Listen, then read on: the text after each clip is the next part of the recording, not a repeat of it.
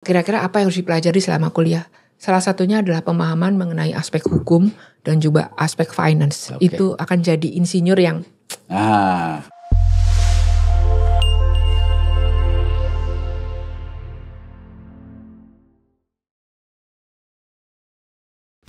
Halo viewers, kembali bersama saya Aden Budi. Kita di podcast kesayangan Eka Tech Site. Podcast yang tidak hanya menampilkan masalah-masalah keteknik sipilan, yaitu beton, infrastruktur, baut, bangunan, tapi adalah menampilkan juga hal yang beyond dari situ. Hal kemanusiaan, hal yang menghumankan teknik sipil. Kali ini kita kedatangan tamu yang luar biasa. Saya aja begitu lihat langsung terpesona. Nah, mungkin nanti para viewers bisa melihat siapa beliau. Ini adalah salah satu wanita di dunia teknik sipil yang tentu saja akan membuat kita bertanya-tanya, bagaimana sih kehidupan wanita-wanita ini di dunia teknik sipil yang cenderung dipersonifikasikan atau stereotipnya adalah dunia lelaki. Halo Mbak Pipit. halo Mas Aden, apa kabar? Wih, kabar baik dong Mbak. Waduh, senang sekali nih sudah bisa datang di Eka Tech Site. Saya juga senang banget nih bisa diberi kesempatan untuk bisa sharing pada siang hari ini. Oke, Mbak Pipit nih, saya tuh dengarnya taunya Mbak Pipit saja gitu ya. Coba saya tuh pengen pengen lebih kenal gitu ya. Sebenarnya Mbak Pipit tuh namanya siapa sih Mbak? Karena kan kita nggak sekelas, nggak sekampus, nggak. Jadi saya pengen tahu. Saya teknik sipil Undip angkatan 98. Oke. Nama lengkapnya? Nama lengkap saya Puspita Anggraini. Lah, ternyata Puspita Anggraini. Kita taunya Pipit aja. Oke Mbak, gini Mbak. Sekarang ngastuh di mana? Saya kebetulan saat ini bekerja di Wika, Mas, PT Wijaya Karya Persero Tbk. Oke, oh ini nih Kalau di BUMN Karya berarti nih. Kalau anak teknik sipil biasanya di BUMN biasanya Karya. katanya Luar ya. biasa nih. Kalau boleh tahu asal dari mana nih? Saya dari Magelang gitu. Jadi kebetulan saya lahir sampai SMA di Magelang, di SMA 1 Magelang. Wow, wah ini salah satu SMA terbaik nih, SMA S1 Magelang nih, favorit. Wah, keren. Oke deh, begini. Ini wanita teknik sipil. Pertanyaannya hampir selalu sama. Ngapain sih Mbak ini masuk teknik sipil? Isinya saya tahu saya dulu ya di kampus tuh isinya lanang kabeh gitu Mbak. Iya. Menarik sih Mas Ade. Saya kalau mau cerita panjang tapi singkat cerita sebetulnya saya juga kalau dari semua bersaudara itu yang masuk teknik sipil pertama kali. Jadi saya ingat banget bapak dan ibu saya kebetulan ngasto di rumah sakit. Sehingga terbiasa dengan dunia kesehatan. Jadi waktu anak perempuan yang memutuskan untuk masuk teknik sipil itu agak menimbulkan perdebatan. Bahkan ada di video saya pernah dibuatin video ulang tahun oleh bapak dan ibu. Waktu saya mau daftar ulang teknik sipil itu saya dan ibu saya tuh masih berdebat. Sehingga bapak itu caranya nyelesain, beliau kan jarang marah ya, jarang diskusi. Mungkin karena udah ngelihat dua perempuan debat gitu soal masuk teknik sipil, itu sampai matahin sapu Mas gitu. Jadi saking marah itu sapunya dibanting di lantai, terus sapunya patah. Terus hari ini kita kalau cerita ketawa gitu. Jadi sebenarnya hari ini bisa duduk sharing itu karena sebetulnya itu juga keluar dari jalur gitu. Tapi alhamdulillah akhirnya bisa membuktikan sama orang tua bahwa pilihan yang dibuat itu tepat gitu. Kalau ditanya kok milih teknik sipil, sejujurnya waktu saya kecil saya dibesarkan dengan ya kita semua dibesarkan dengan pilihannya kalau gede antara mau jadi insinyur pertanian atau insinyur. Kan gitu. Waktu itu kan pilihan karir gak banyak ya gitu. Walaupun saya sebagai bagian dari generasi milenial tapi kalau ditanya waktu itu bayangannya pekerjaannya ya dari insinyur pertanian. Waktu itu keren gitu ya, atau jadi insinyur kira-kira begitu. Nah, jadi milihnya teknik sipil waktu itu.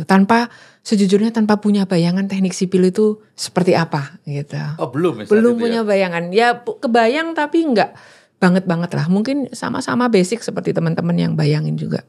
Ini berarti seru juga ya. Dari awal saja harus meyakinkan orang tua dengan ngambek itu supaya bisa tetap masuk di teknik sipil ya. Betul. Mungkin ini karakter dari kecil kali ya. Kalau pengen sesuatu harus kejadian ini. Enggak. Kalau mau di sharing menariknya juga ini Mas. Jadi oleh orang tua tuh masih dibujuk untuk di tahun kedua kuliah itu untuk tahun kedua kuliah untuk daftar UMPTN lagi. Ibu saya sampai bilang gini, Mbak kalau daftar kedokteran keterima, mau kuliah kedokteran di Undip, nanti dibeliin mobil baru. Kalau masih mau kuliah teknik biar bisa kuliah 2 gitu.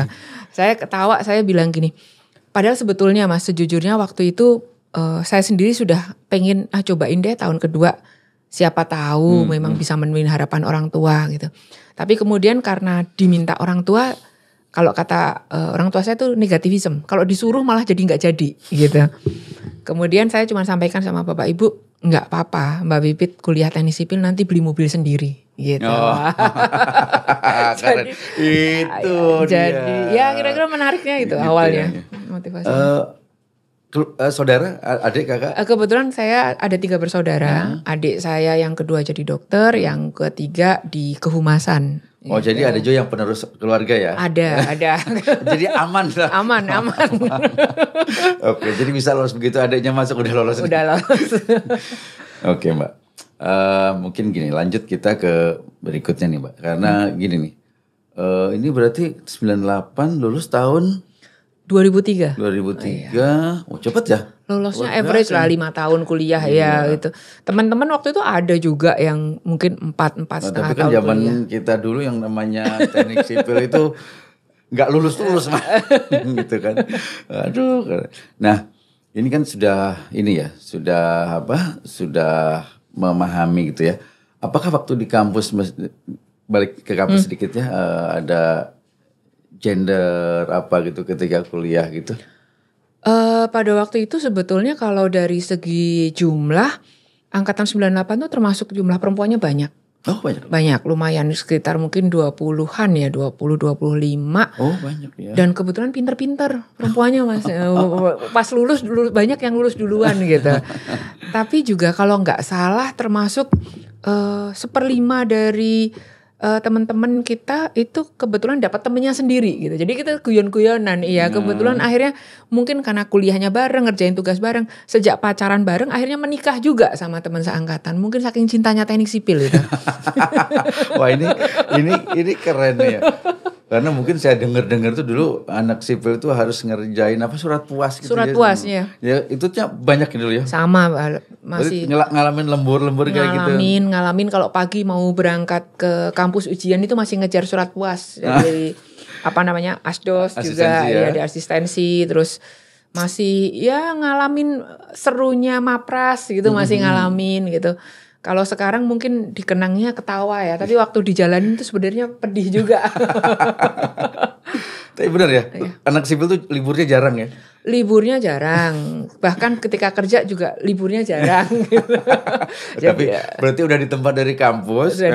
Nanti kalau udah kerja teknik sipil begini loh. Betul. Sebetulnya banyak hal-hal non teknis yang ketika kita strive pada saat kuliah itu kebawa di dunia kerja. Karakter itu sangat membantu kita untuk bisa survive gitu di dunia kerja Mas. Nah ini viewers nih, terutama mungkin buat adik-adik ya yang masih mahasiswa itu tidak ada yang tidak bermanfaat apa yang diajarkan di kampus, lingkungan kampus dan juga pola-pola kita respon terhadap tugas atau apapun yang diberikan dari dosen gitu. Ini catatan positif. Tapi berarti artinya Mbak ini sipil atas pilihan, bukan keblondro ya? Bukan. Oke Mbak, gini deh. Bagaimana sih kita sedikit masuk ke Undipan ya? Bagaimana sih kiprah rekan-rekan alumni sipil ini di dunia konstruksi di nasional terutama ya? Apakah itu di BUMN Karya atau di swasta? Mungkin Mbak bisa sedikit, karena mungkin Mbak udah berapa puluh tahun nih kerja? 20 tahun ya mungkin ya?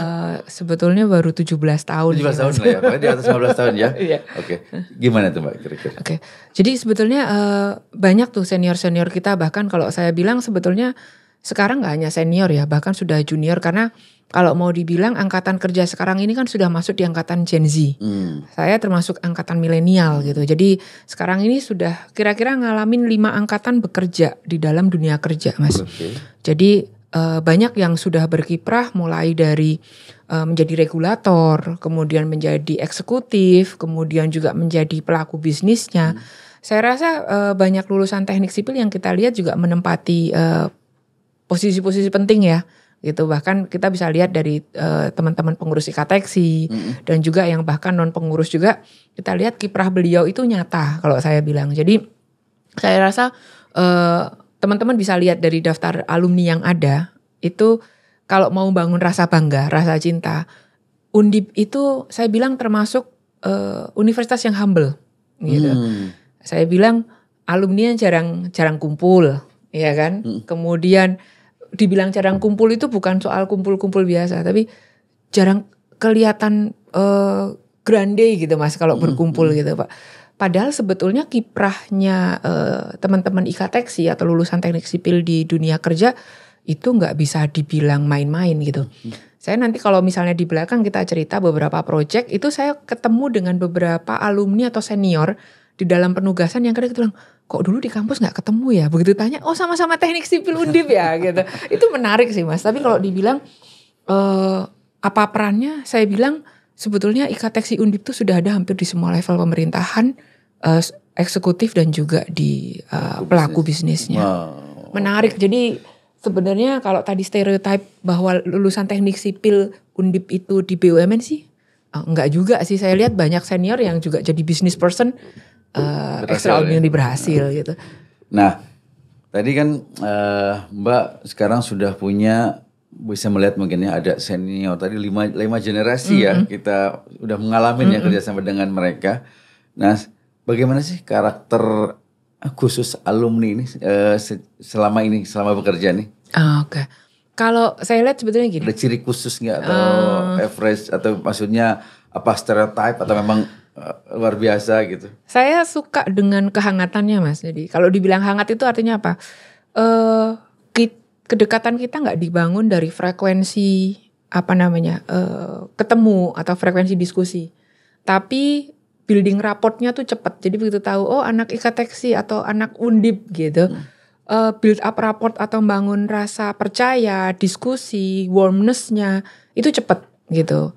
Karena saya ngelihatnya gini, mungkin bawaan dari karakter kuliah dulu di Semarang mungkin ya gitu.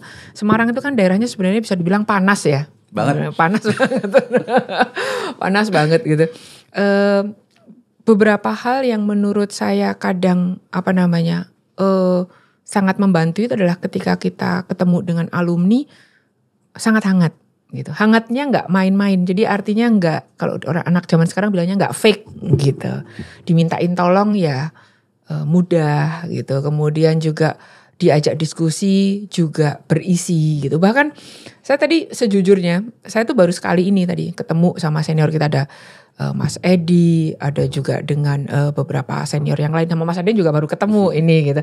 Tapi kayak ketemu hari-hari gitu. Jadi dan saya juga satu hal yang saya ngelihat, saya harus put two thumbs up sama lulusan IKTeksi karena ternyata ketika ketemu dengan kita yang bisa dibilang juniornya atau bahkan berjarak, itu birokrasinya atau kolonialnya nggak kelihatan. Jadi saya bilang bahwa agility dari generasi lulusannya itu sangat baik gitu. Jadi kalau dibilang tuh nggak karena seniornya udah lulus terus begitu ketemu ngobrolnya nggak nyambung. Itu kalau mau dibilang tuh gini Mas, kekiniannya dapat. Nah gitu. Wow, ini keren ternyata. Viewers nih ya, nggak main-main ini teknik sipil Undip. Jadi mahasiswa yang sedang belajar di kampus teknik sipil, kalian harus bangga. Karena lulusan teknik sipil itu diakui. Dan tadi Mbak Pipit bilang mudah diajak ngobrol berisi, disuruh kerja selesai dan bagus hasilnya. Hangat, gampang akrab, dan kita mudah untuk mempercayai mereka. Itu keren banget. Jadi tolong itu di ini ya, di adik-adik yang masih kuliah, tolong dijadikan satu karakter kita semua ya. Mbak Pipit, ini bagaimana nih? Apakah misalkan Mbak Pipit ini punya ini nggak oversight tentang dunia kerja? Oke. Atau ada sesuatu yang mau tampilkan? Oke, baik. Mas Aden, jadi mungkin kalau kita mau cerita dikit ya. Saya kebetulan kan sekarang ini, saya kalau tadi dibilang kita bicara dunia teknik sipil, ada hal menarik yang saya ingin sharing sebenarnya sama teman-teman semua. Ada gitu. intinya, filenya tolong dong, Mas. Oke, jadi sebetulnya gini, dunia teknik sipil waktu kita kuliah atau bahkan mungkin stereotip yang dibayangkan sekarang adalah kerja di perusahaan konstruksi. Yang kebayang itu jadi tukang, mandor, insinyur, jadi manajer proyek. Pokoknya segala sesuatu yang pakai helm proyek gitu kira-kira. Helm putih itu lah ya. Helm putih proyek itu udah wah, foto udah keren gitu. Nah, teman-teman perlu membayangkan bahwa semua perusahaan, bahkan yang namanya perusahaan konstruksi pun itu juga adalah perusahaan yang berfungsi secara utuh. Gitu. Jadi fungsi yang namanya perusahaan itu macam-macam perusahaan gitu. Apalagi ketika seperti BUMN itu sudah menjadi perusahaan TBK. Jadi kalau perusahaan TBK itu kan pemegang sahamnya nggak hanya pemerintah, nggak hanya pemegang saham seri A saja. Jadi banyak kewajiban terhadap publik, terhadap investor, terhadap pemegang saham, itu yang harus dilakukan. Nah itu kadang karena memang dulu kalau perusahaan belum terbuka, itu isinya memang banyak insinyur istilahnya gitu. Begitu perusahaan itu sudah TBK, ada kewajiban sama investor, ada kewajiban sama pemegang saham, ada compliance terhadap regulasi yang berbeda, itu bisa jadi ada kompetitor lain dari teknik sipil. Atau bisa jadi juga adalah ada anak-anak teknik sipil yang berevolusi dan berevolusi untuk bisa mengikuti pertumbuhannya perusahaan.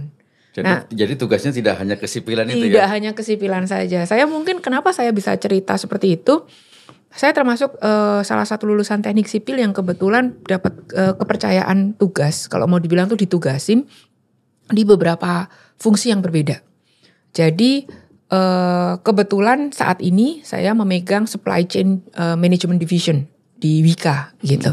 Jadi kalau teman-teman mungkin tahu supply chain itu kan alur barang dan jasa di perusahaan yang bisa membuat, kalau mau dibilang jantungnya perusahaan. Ada apa dengan dunia kerja ini, maksudnya apa nih? Judul ini coba. Iya, kenapa saya bawa judul ada apa dengan dunia kerja, konteksnya. Kenapa? Mungkin kalau baru lihat wallpapernya aja teman-teman kebayang ini film apa. Oh iya, kesukaan saya nih. Nah, ini yang namanya ketika kita punya brand awareness. Oke. Jadi sekali lihat itu orang ngerti apa. Nggak baca tulisannya aja udah ngerti. Oh gitu. Nggak lekang dengan waktu.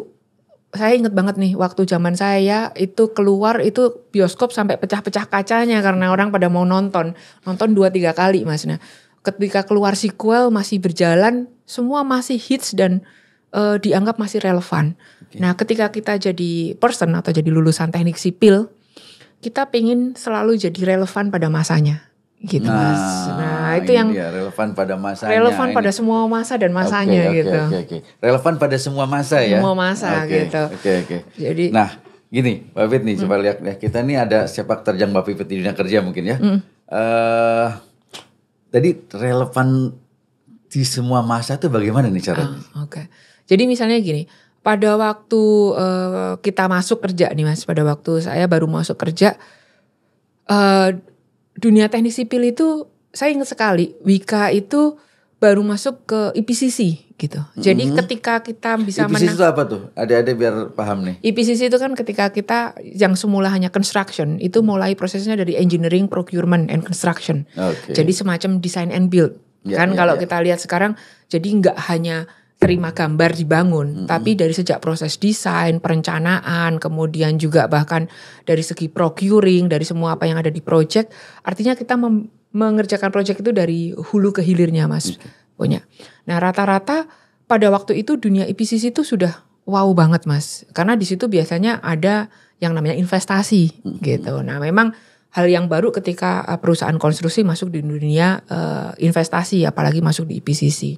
Nah kemudian ketika pada waktu itu kalau dilihat dulu tuh kayaknya kalau bisa lulus IP 3 aja Mas, itu kayaknya udah wow banget gitu. Tadi kalau Mas Aden cerita sebelum kita mulai kan cerita betapa susahnya ngerjain tugas ya, nyari surat puas gitu. Bisa lolos dengan IP 3 tuh luar biasa dan mungkin bisa dibilang waktu itu punya daya saing tinggi.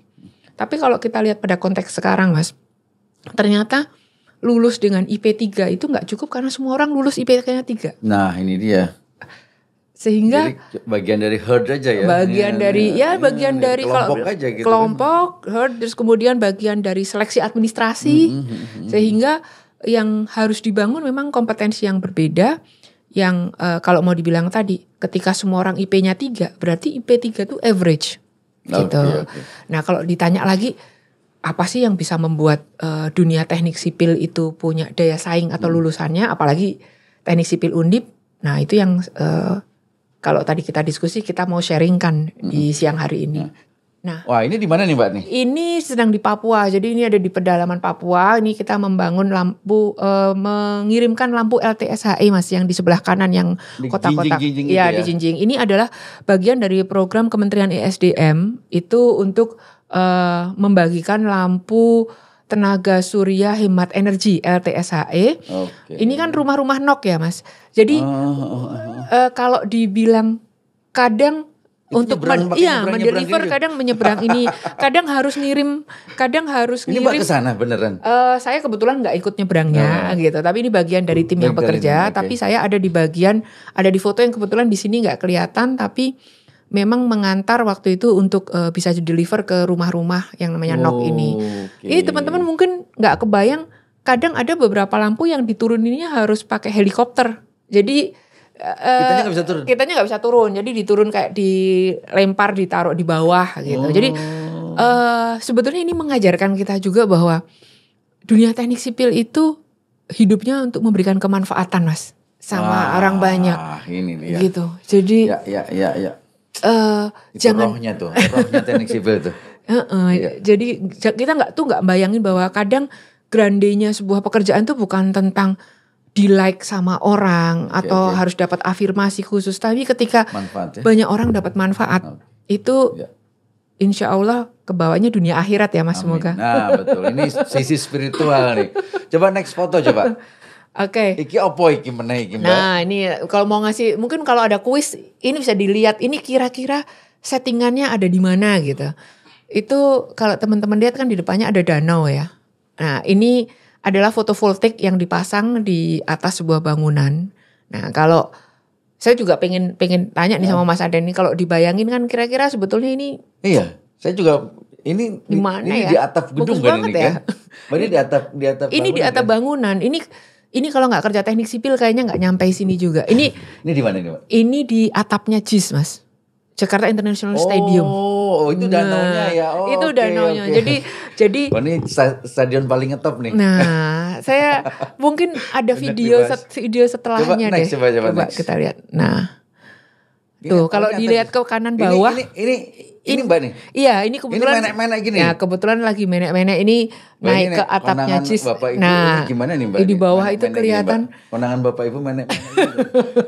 Jadi dokter kan orang menek-menek, mesti menek-menek ini. Yang laku di Instagram yang begini Mas. Oke.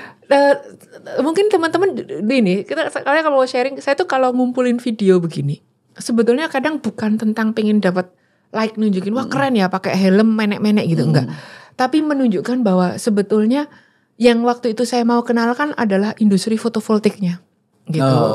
Jadi ada dunia di balik layar bahwa dari semua perkembangannya teknologi gitu Mas. Jadi kalau kita bilang ini sama-sama di industri renewable energy. Satu sisi kita sudah bisa menyiapkan industri untuk pendamping listrik istilahnya gitu dari energi. Pemerintah kita sudah punya concern ke situ. Satu sisi kita juga masih ngirim LTSHE ke pedalaman. Jadi kalau mau disyukuri jadi anak teknik sipil tuh banyak ya. Banyak banget Mas. Oke, foto lanjutnya apa coba nih? Yang ini agak menarik nih. Coba ditebak nih. Dulu. Ini Indonesia, Republik Indonesia. Kebetulan China ini kebetulan waktu itu sedang di China. Oke. Ada cerita menarik. Ini di Wuhan Mas. Oh. Ini kira-kira 1 minggu sebelum diumumkan COVID. Iya. Jadi kalau telat pulang mungkin nggak pulang waktu itu. Jadi waktu itu sedang diskusi untuk finalisasi sekolah masinis kereta cepat. Oh, oke. Kebetulan waktu itu saya diberi kesempatan untuk menjadi Direktur Human Resources, Land Acquisition dan juga aset. Menjadi menarik adalah mentransformasikan PT KCIC menjadi PT KCIC yang sekarang. Jadi kalau mungkin dulu bayangannya gini, dulu orang kalau dulu dengernya KCJB ya, Kereta Cepat Jakarta Bandung, proyeknya. Nah, jadi bayangannya adalah kalau proyeknya belum selesai, terhambat, bikin banjir dan lain-lain itu rame.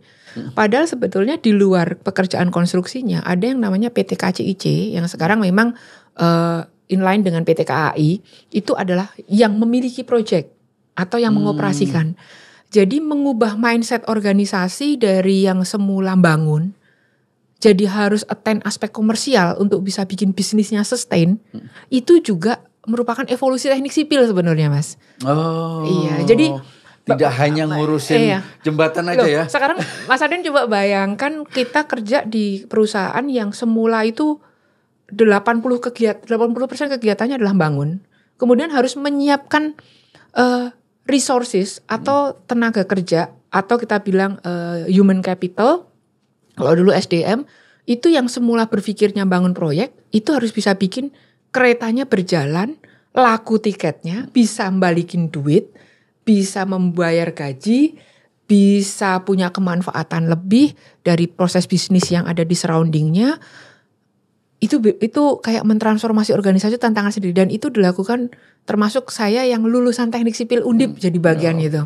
Oke. Nah itu tadi ya pengalaman Mbak Pipit. Nah Mbak Pipit bisa nggak mungkin pengalaman kerja ini tadi dirangkum bahwa bagaimana sih bisa menjadi Mbak Pipit yang sekarang ini gitu. Mungkin ada lesson learn-nya buat kita nih ya, terutama buat adik-adik ya. Kalau saya udah tanggung nih.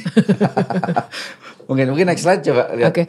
Ya ini nih? Mungkin sebelum kita ke next slide. Oke. Balik. Saya mau cerita ada satu foto yang membuat saya juga nggak selalu haru kalau lihat itu adalah. Nah, kalau sekarang kan banyak di stasiun kereta cepat di Halim maupun Tegaluar. Itu foto di depan moncongnya kereta ya Mas. Nah kebetulan bisa foto pas keretanya baru dibuat di Sepang itu di Cina. Nah ini di pabriknya ini. Dan ini di pabriknya. Ini sebetulnya nggak bisa sembarang foto. Jadi ini waktu keretanya mulai dirakit. Dan luar biasa ya. Saya bisa cerita bahwa kalau teman-teman mau lihat itu kadang ketika kita mungkin sekarang naik bus ya Mas namanya. Itu ngelihat pattern yang ada di kursi, ngelihat pattern yang ada di luar, yang gambar itu kan sebenarnya siluet komodo kalau digambarin. Teman-teman bisa bayangin nggak? Itu adalah satu proses dari sebuah diskusi, kolaborasi, teamwork dengan tim yang bahkan kita yang teknik sipil pun bisa terlibat bersama dengan tim yang memang punya banyak background keahlian gitu. Jadi bayangin kalau sekarang lihat kereta lewat gambar, oh dulu mutusin itu di rapat ya. Terus keretanya gambarnya kan kursinya mega mendung Mas. Mungkin buat orang lain katanya wah biasa gitu kayak mega mendung duduk bagus. Tapi itu kan filosofi kita gitu ya. Itu juga kadang kita jadi teknik sipil harus bisa punya sense of beauty, tahu mana sih yang barang itu ketika dipasang bagus, milih ergonomisnya kursi untuk enak dipakai. Itu bagian dari evolusi teknik sipil. Nah kalau tadi pertanyaan Mas Aden itu mungkin di slide berikutnya ya Mas Aden. Slide berikutnya mana tadi? Nah ini coba ini tolong ini buat adik-adik ini penting nih ya. Kalau yang baru apalagi baru lulus nih, Bang Pak. Baik. Jadi gini Mas Aden, saya sendiri juga menyadari pada saat kita semua lulus, kita akan disiapkan untuk dunia kerja gitu. Tapi dunia kerja yang seperti apa dan sebenarnya bersaing dengan siapa, kita sendiri itu waktu itu kadang masih punya gambaran yang kurang jelas gitu. Jadi atau kalau lebih jelasnya lagi ditanya, yang dibutuhkan dari employer atau dari pemilik kerja untuk kita itu apa sebagai lulusan teknik sipil? Kalau saya bilang, saya menganalogikan ketika kita lulus dari kuliah, kita tuh disiapkan untuk bisa ada di dalam rak ini gitu. Kalau teman-teman bayangin hypermart, ini tuh lulusan macam-macam, lulusan teknik sipil, arsitek, plano, elektro, humas, keuangan, gitu ya? Teknik, non-teknik, semua ada. Ini berserakan lah. Berserakan gitu. Di rak-rak ini ya. Di rak-rak ini gitu. Kadang bisa jadi itu sama ketika kita mau pergi belanja ke supermarket gitu. Ada yang sifatnya terencana, ada yang sifatnya impulsif. Oke. Iya kan? Jadi perusahaan itu ketika belanja untuk mencari tenaga kerja atau sumber daya, ada yang memang terencana, ada yang memang bisa jadi karena kita jadi applicant itu outstanding, itu kita masuk di dalam waiting list yang shortlist. Oh gitu ya. Sehingga kita mudah diambil, kemudian juga bisa jadi juga by referral gitu. Jadi kalau kenapa saya bilang membangun kredibilitas kita di dunia kerja itu bisa dimulai dari sejak sebelum bekerja, itu penting Mas gitu. Karena kalau mau dibilang ada satu hal penting yang mungkin saya bisa sharingkan sama teman-teman. Ini juga kalau kita kan kayak tadi Mas, tour of duty itu kan memerlukan kita ikut yang namanya fit proper test gitu. Di fit proper test itu juga sama. Sering kita ketemu sudah kerja malang melintang senior, kemudian hasilnya fit proper nggak lulus. Gitu. Ini saya ceritakan dari cerita para asesor gitu ketika memberikan fit forward kepada kami. Beliau bilang banyak kita diprotes sama yang sudah bekerja, tapi kok nggak lulus gitu. Pertanyaannya apa? Ternyata adalah semua orang berasumsi bahwa dirinya akan mudah dilihat oleh siapapun yang menilai gitu.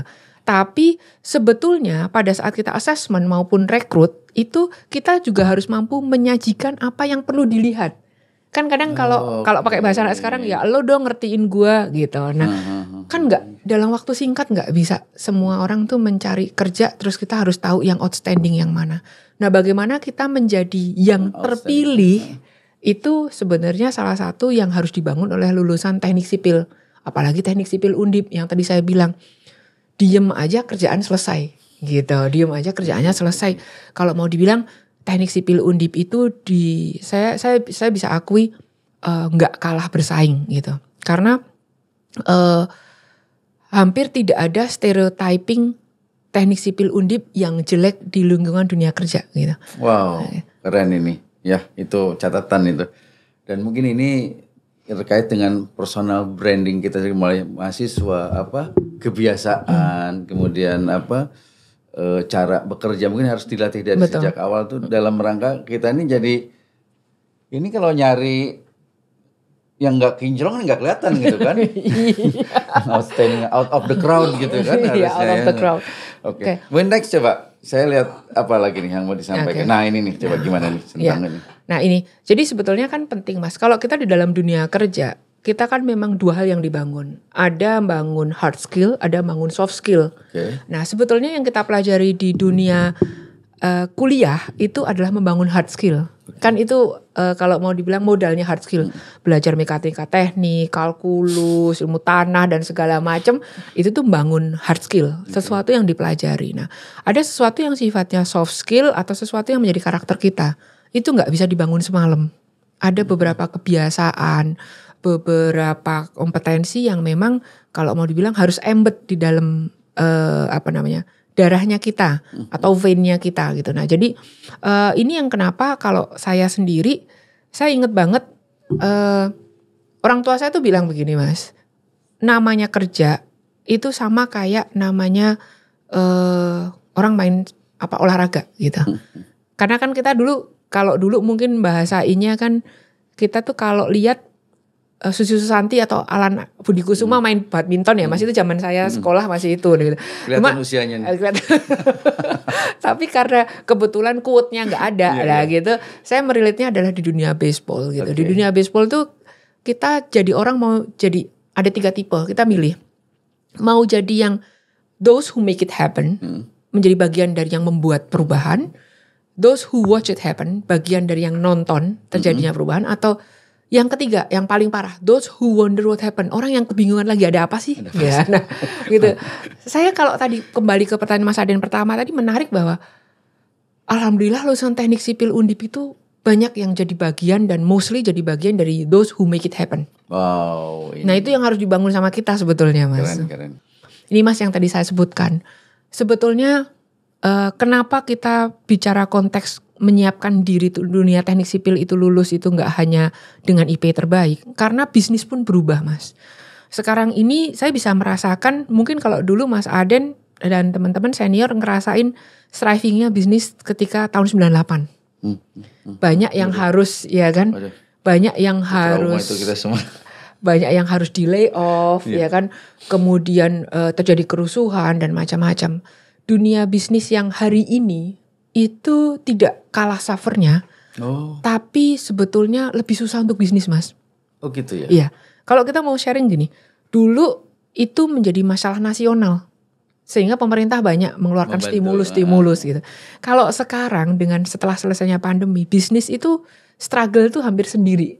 Karena yang Oke. kelihatan di muka umum baik-baik saja. Padahal gitu. tidak ya. Padahal banyak perjuangan di belakang layarnya.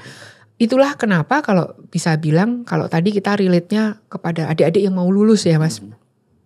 Banyak perusahaan termasuk mungkin Wika yang menerapkan zero growth. Gitu. Zero growth itu sebetulnya bukan nggak terima, tapi untuk bisa Sesuai menerima dengan harus itu, yang merilis versionnya. gitu. Oke. Apalagi sekarang teman-teman mungkin juga harus pelajari tuh ilmu kekinian tentang lean construction. Oke. Iya kan.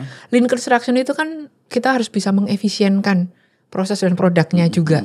Itu yang membuat organisasi itu juga bisa jadi jauh lebih lean juga gitu. Nah, jadi kalau dibilang apakah tidak ada kesempatan untuk bekerja untuk lulusan teknik sipil sekarang, pertanyaannya jawabannya ada gitu. Tapi kalau ditanya apakah membutuhkan kemampuan yang lain, iya saya bilang gitu. Nah kalau balik lagi, kalau ini kan sebenarnya tadinya pengen sharing bahwa di luar competitiveness tadi, perempuan itu juga punya tantangan lain untuk bisa hadir Mas. Jadi tantangannya nggak hanya pas sekolah temennya dikit, pas kerja. Nah kadang image tentang perempuan sempurna itu kan harus hadir sempurna di rumah dan juga di tempat kerja. Wow, itu berat banget ya. Oke, Nah. ini ya berarti ya yang struggle twin both family and careers ya. Nah, mungkin kalau kita lihat ke tayangan yang berikutnya. Ya, next. Nah, ini nih Mas yang sebetulnya kalau kita bilang jadi tantangan dunia kerja sekarang termasuk untuk perempuan Mas. Jadi satu adanya professional issues di workplace gitu. Oke. Jadi kayak tadi time flexibility. Kalau yang cowok-cowok itu mungkin mau pulang jam berapa aja tenang gitu, ngabarin di rumah udah pulang gitu. Kalau yang ibu-ibu anaknya udah pulang di rumah udah Panik khawatir, sendiri. udah panik, belum hadir di rumah, belum kadang mungkin di rumah ada yang masih tinggal siapa tahu dengan saudara, Iya, dengan iya, keluarga yang lain. Ada takut dengan bayangan bahwa kalau pulang telat itu kayak nggak ngurus keluarga dan lain-lain. Banyak Burdennya lebih ini ya. generasi worry Mas, Iya, dikit-dikit worry, apa-apa di-worryin gitu. Nah, kemudian juga adanya gender bias tadi, kemudian bahkan adanya workplace violence. Tapi saya bilang bahwa sekarang Sudah tidak beginilah ya. relevansinya nggak hanya tentang perempuan. Mungkin kalau kita bicaranya, kenapa tadi bilang karakter Mas?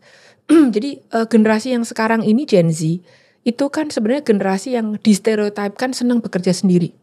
Kalau generasi milenial dan baby boomers itu senang bekerja dengan tim, berkelompok. Nah, sehingga itu yang sebenarnya mungkin teman-teman juga harus mulai melihat bahwa teamwork, leadership, communication itu juga jadi bagian yang penting yang harus dibangun oleh teman-teman sebagai bentuk soft skill. Jadi leadership itu kan kalau kita lihat bisa dimulai dari kampus juga Mas. Kalau kita bilang manajerial dan leadership itu beda. Kalau manajerial itu kebetulan title. Jadi manajer, jadi kabak, jadi MP. Orang yang diberi title profesional untuk memanage tim. Leadership itu adalah kemampuan bagaimana kita mengelola pekerjaan beberapa orang, membawa sekelompok orang untuk mencapai satu tujuan. Nah, mungkin kalau teman-teman bisa bayanginnya gini. Kalau kita dulu gambar teknik aja. Gambar sendiri itu cepat Mas. Tapi bisa bayangkan kalau alat gambar diserahkan pada orang lain, kita hanya bisa bicara pakai mulut. Nah, menginstruksikan. Membuat orang lain bisa menggambar secepat kita, kemudian dengan kualitas sebaik kita, kemudian dengan hasil yang bisa diandalkan seperti kita. Nah, saya rasa sebetulnya di kampus itu adik-adik tuh harus sudah mulai bisa membangun leadership. Leadership itu sama bosi beda loh ya. Kadang leadership itu bukan tentang bisa nyuruh loh. Leadership itu bisa mengelola Mas. Mungkin ini menjadi menarik buat nanti teman-teman Ikateksi adakan trainingnya sendiri. Nah jadi kalau ditanya Mbak Pipit, kalau bisa mengulang, menambah kompetensi di masa lalu, kira-kira apa yang harus dipelajari selama kuliah?